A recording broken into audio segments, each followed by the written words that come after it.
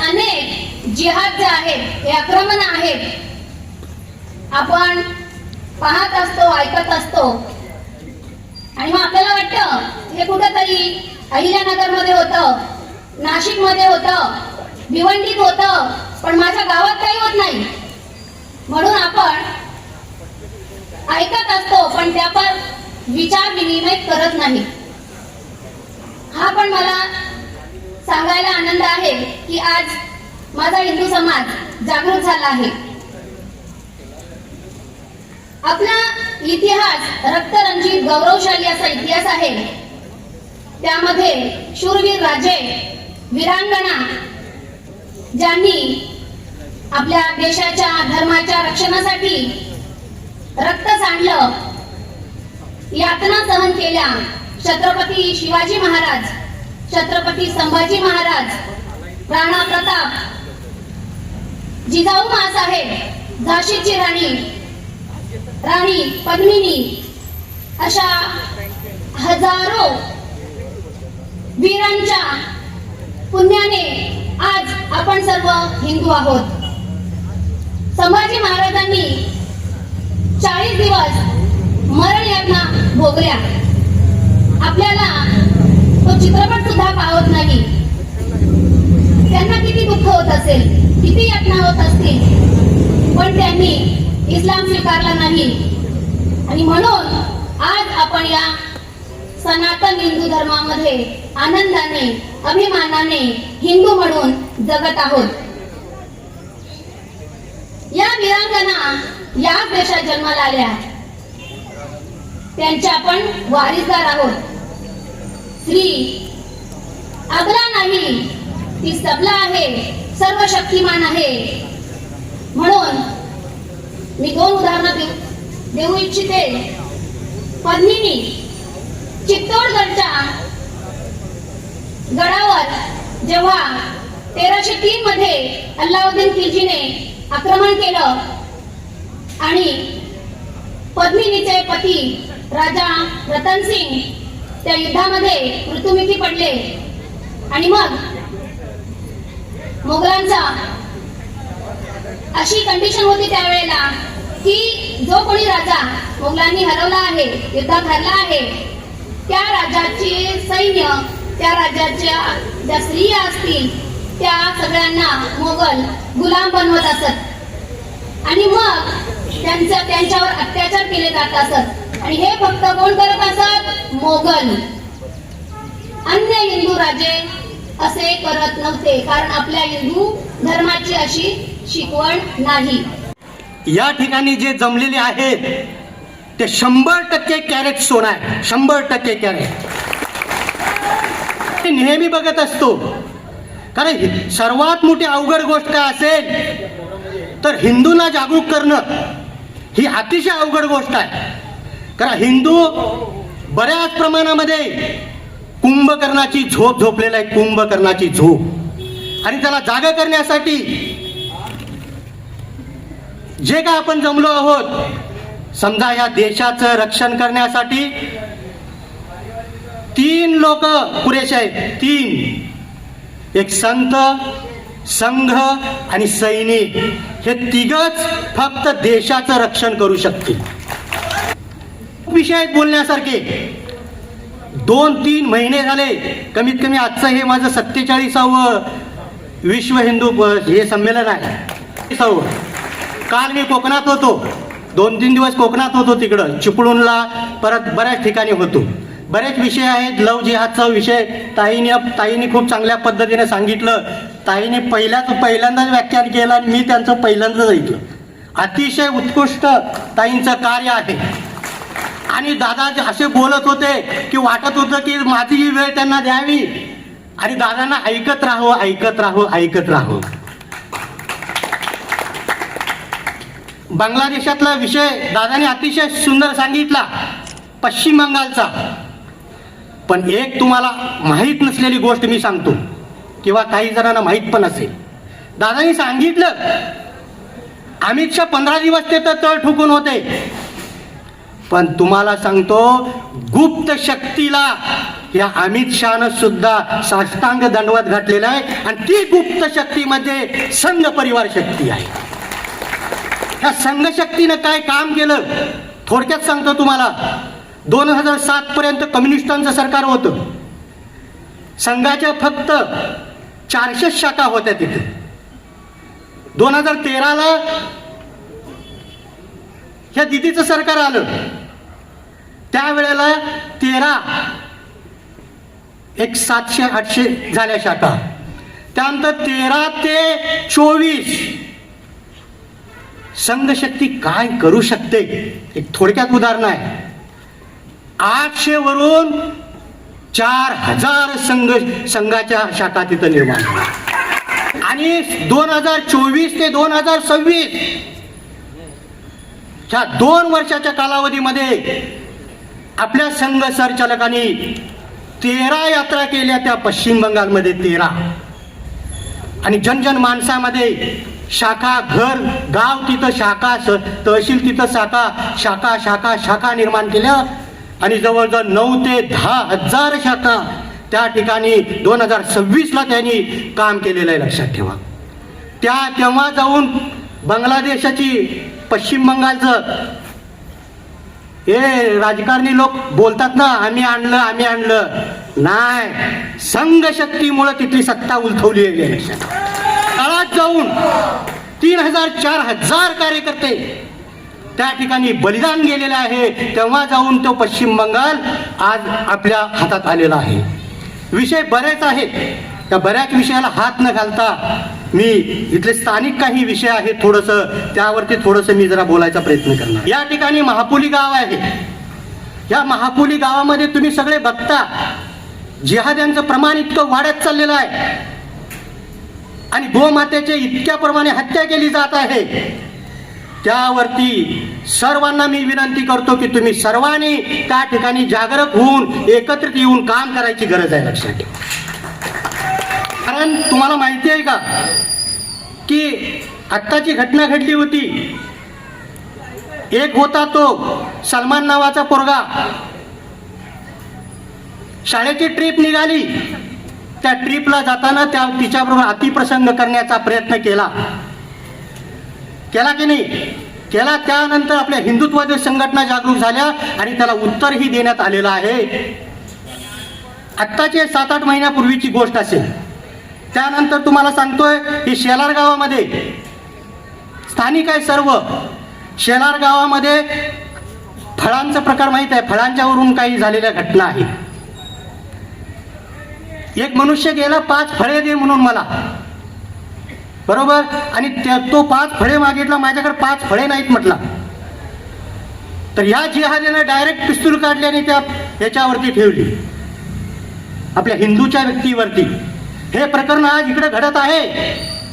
घडतायत अशा बारीक सारीक इतक्या गोष्टी घडत आहेत. त्या मीठपाड्यामध्ये सुद्धा बऱ्याच प्रमाणात जिहाद्यांचं प्रमाण वाढत आहे. ह्या जिहादी शक्तीला वेळीच ठेचण्याचं काम तुम्ही लोकांनी केलेलं पाहिजे. लक्षात ठेवा. आम्ही तुमच्या पाठीशी आहोत. त्यानंतर महापुलीचा मदरसा 2 लोक होती तिथं काय. त्यानंतर दिगाशी रोडला बघा अंबाडीला दिगाशी रोडवरती 2-3 घरं होती त्यांची पूर्वी. आता लांड्यांची घरं किती झालीत बघा. तुम्ही जरा जाऊन बघा तिथं. तर त्याकरता तुम्हाला तिथली गोष्ट सांगतो मदरशामध्ये घडलेली शाळेमधली. केरळा स्टोरी सारखं प्रकरण घडलेलं आहे. केरळा स्टोरी दादा खूप वाईट दिवस आहे. कारण एक मुलगी आमच्या आग्र्यांची होती, एक कुणब्यांची होती आणि एक आदिवासी मुलगी होती. अशा 4 मुली होत्या. ह्या पोरांनी काय केलं, त्यांच्या मैत्रिणी मुस्लिम होत्या. त्या मैत्रिणींनी काय केलं की चल आपण जाऊन येऊ, थोडंसं पिक्चर बघून येऊ म्हणून घेऊन गेले. तिथून त्यांना आणलं भिवंडीमध्ये आणि भिवंडीमध्ये आणल्यानंतर सांगितलं की आता आपण काय करायचं आहे, केरळला आमच्या गावी जायचं आहे. बघा हे कसं कसं फसवतात, कसं कसं मुलींना आमच्या अडकवतात. संस्कार द्या मुलींना. आईवडिलांचं, प्रत्येक आईवडिलांचं काम आहे आपली मुलगी जाते कुठं, मोबाईल काय बघते, काय चॅटिंग करते, काय काय करते, ह्याकडे सगळ्या मातृपितृनी शक्तीने त्याच्याकडे लक्ष देणं गरजेचं आहे. त्यानंतर भिवंडीमधून त्या मुलींना घेऊन गेले कल्याण स्टेशनला आणि सांगितलं, त्या कल्याण स्टेशनला गेल्यानंतर मुस्लिम 2 पोरं येऊन त्यांना भेटल्यानंतर त्यांना सांगितलं की मोबाईल बंद करा त्या मुलींना, आणि मोबाईल बंद ठेवायला लावले. आणि आमची जी आदिवासी मुलगी होती ती जरा हुशार होती, तिनं मोबाईल बंद न करता मोबाईल सायलेंट केला. आणि सायलेंट केल्यामुळं घरवाल्यांचे फोन उचलतच नव्हती. हे सगळे केरळला घेऊन जाणार होते त्यांना. आणि ती आदिवासी मुलीला घरचा फोन उचलत नाही म्हणून तिचा मामा जो होता तो मामा तिला बऱ्या प्रमाणात शिक्षणाचा खर्च उचलत होता, म्हणून त्या मामाला फोन करायला लावलं. आणि मामाचा फोन आल्यानंतर तिनं बघितलं आणि ती म्हटली की मला थोडं वॉशरूमला जायचं आहे म्हटली, आणि मामाला जाऊन वॉशरूमला गेली आणि तिथं मामाबरोबर बोलली. हे बोलली की मामा आम्ही चाललोय केरळला, मामा मी केरळला चाललोय, आमच्या मैत्रिणीच्या घरी चाललोय. मामा बोलला ठीक आहे तू जा, पण बेटा तुला काहीतरी पैसे लागतील ना, तुला मी पैसे देतो मग तू जा. तू एक काम कर, त्या स्टेशनवरती एक पोलीस आहे तिथं, त्या पोलीस स्टेशनच्या तिथं जा आणि माझा फोन त्याला दे, मी तुला त्याच्यावरून ऑनलाईन त्या पोलिसाच्या नावावरती मारतो आणि मग ते तुला पैसे तुला ते देतील. विषय झाला असा, ते मुलं एकदम हुशार होते, कारण ते हुशारच असतात, त्यामुळे तर आपल्या मुली फसतात. त्यानंतर त्या पोलिसवाल्याला सांगितलं आणि ताबडतोब पोलिसांचा सापळा तयार करून आपल्या मुलींना वाचवण्याचं काम त्या ठिकाणी केलं. त्यामुळे पोलीस प्रशासनाचं एकदा जोरदार टाळ्यावाजून स्वागत. व्यासपीठावर विराजमान विश्व हिंदू परिषदेच्या प्रांतीय मार्गदर्शक मंडळाचे सदस्य आणि जे पायाला चक्र लावून भ्रमण करत असतात, निराधार मुलांचा सांभाळ करत असतात आणि जे संघ परिवाराशी एकात्म झालेले आहेत असे परमपूजनीय शिवरूपानंदजी महाराज. प्रपंच करावा नेटका मग परमार्थ विवेका. पाण्यात नाव आहे पण नावेत पाणी नाही, असं प्रपंच आमच्या राजू आणि ज्योत्स्नाताईंनी केला. आणि आदर्श प्रपंच करून अधिक वेळ आपल्याला समाजासाठी कसा देता येईल याचं निरंतर राजूबाईंनी चिंतन केलं. त्यांच्या खांद्याला खांदा लावून आमच्या सौ ज्योत्स्नाताई ज्या कल्याण विभागाच्या दुर्गावाहिनीच्या संयोजक आहेत, प्रभावी वक्ते आहेत आणि आदर्श प्रपंच करून समाजासाठी अधिक वेळ देत आहेत अशा ज्योत्स्नाताई, संघाचे पदाधिकारी मित्रवर्य सचिनजी व्यास, तशी अजून फार मैत्री नाही झाली, आज सुरू होईल. त्या अर्थाने 100 वर्षाच्या राष्ट्रीय स्वयंसेवक संघाच्या वाटचालीनंतर देशभरात 1,00,000 पेक्षा अधिक संख्येने हिंदू संमेलन संपन्न होत आहेत. त्या शृंखलेमध्ये हे कडावचं हिंदू संमेलन म्हणजे एखाद्याने हिंदू समाजाने एकत्र येऊन आनंद उत्सव साजरा केलेला आहे. छोट्या कडावमध्ये सुंदर व्यासपीठ, शिवाजी महाराजांची सुंदर देखणी प्रतिमा, उत्कृष्ट ध्वनिवर्धक, शीतपेय आणि खायलाही दिलं. मला वाटतं एक सुंदर आयोजन आपल्या संघाच्या इथल्या कार्यकर्त्यांनी केलं. प्रथम त्यांचं संघ परिवाराच्या कार्यकर्त्यांचं हार्दिक अभिनंदन करतो. मंडळी, ज्योत्स्नाताईंनी लव जिहादचा विषय मांडला, उदाहरणही दिली, पण त्याहीपेक्षा आपल्याला विस्मरण होता कामा नये. आम्ही पश्चिमेकडे तोंड करून उभं राहायचं नाही.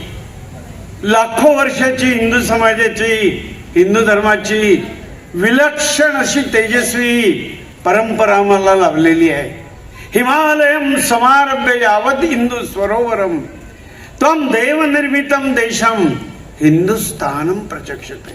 विसरू नका, माझा जन्म भारताच्या पुण्यभूमीत झालाय. अमेरिका, इटली, इंग्लंड, अमेरिकेमध्ये नहीं झाला. दुनिया बदल गई, हमारा भारत देश आज भी नहीं बदला. आज भी यह देश संतों का देश है. आज भी यह देश मंदिरों का देश है. आज भी यह देश सत्संग का देश है. ही वीरपस्व भूमी होय. विद्यार्थ्यांनो, याच भूमीत झाशीची राणी जन्माला आली. मेरी झांसी नहीं दूंगी, ज्योत्स्नाताई तीच परंपरा चालत आहे. याच भूमीत त्रिखंडामध्ये हिंदू धर्माची पताका फडकवणारे स्वामी विवेकानंद जन्माला आले. याच पुण्यभूमीत स्वातंत्र्यवीर सावरकरांचा भगूरमध्ये जन्म झाला. द्रष्टे होते, खऱ्या अर्थाने हिंदू हृदय सम्राट तेच, बाकी नाही कोणी. आलात तर तुमच्या बरोबर, नाही आलात तर तुमच्या शिवाय. विरोधाल तर तुम्हाला उच्छेदून हिंदू एकत्र येतील आणि भारत मातेला स्वतंत्र करतील.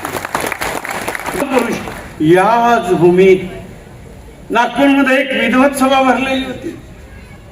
कोणीतरी विचारलं, कोण म्हणतो हिंदू राष्ट्र आहे?